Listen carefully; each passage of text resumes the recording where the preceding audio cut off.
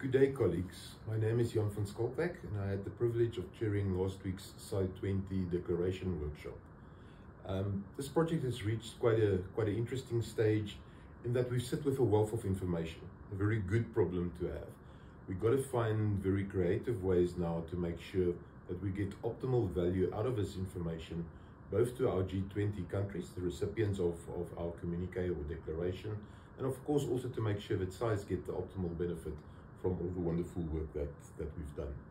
Maybe I can best explain it by reminding you what we're aiming for.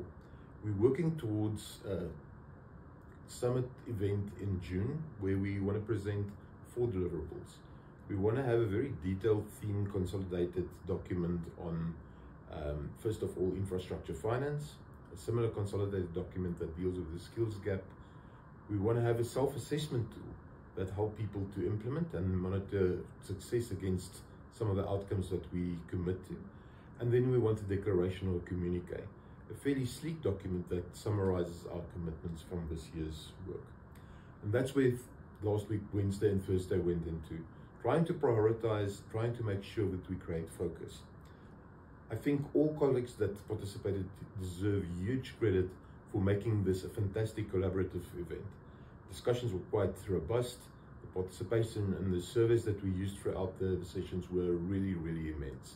And we're well on our way to now craft well-focused documents for the summit event. It would be wrong to reflect on last week by not mentioning the fact that we also had expert sessions. We had Mr. Anton Boshoff that spoke to us about infrastructure finance as one of the experts, and similarly then on the next day we had a Dr. Yende that dealt with the skills gap.